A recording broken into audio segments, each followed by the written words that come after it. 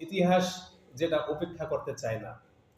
ইতিহাস বারবার বলে রাষ্ট্রের ভিত গড়ে ওঠে তার কর্মচারীদের উপর, অথচ ইতিহাস আজ সবচেয়ে বেশি উপেক্ষিত।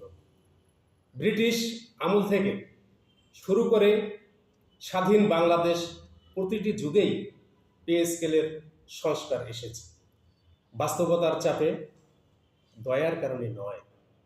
মূল্যস্ফীতি, বাজার দর আর জীবনযাত্রার ব্যয় যখন সীমা ছাড়িয়েছে, পে স্কেলের কথা ভাবতে কিন্তু আজকের নিত্যপণ্যের দাম, বাসা ভাড়া, চিকিৎসা, শিক্ষার ব্যয় আকাশ ছোঁয়া। আর সেই তুলনায় কর্মচারীদের বেতন দাঁড়িয়ে আছে অতীতের পাতায়। পে স্কেল এক সময় স্বস্তি দিয়েছিল, সময়ের নিষ্ঠুর ব্যবধানে সেটাই আছে অপমানের নামান্তর। ইতিহাস আরও সাক্ষ্য দেয়, যখনই ন্যায্য পে স্কেল বিলম্বিত হয়েছে, তখনই প্রশাসন অসন্তোষ বেড়েছে। সেবার ন্যায্য বেতন ছাড়া দক্ষতা টিকে না, সম্মান ছাড়া দায়িত্ব পালন হয় না।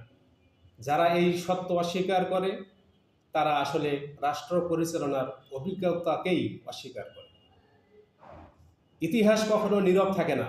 পে স্কেল প্রশ্নে আজ যে অবহেলা, আগামী দিনে সেটি বড় সংকট হয়ে ফিরে আসবে।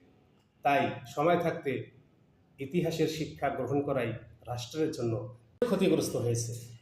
তবুও আজ কিছু তথাকথিত যুক্তির আড়ালে পে স্কেলের দাবিকে বিলাসিতা হিসাবে দেখানোর চেষ্টা চলছে।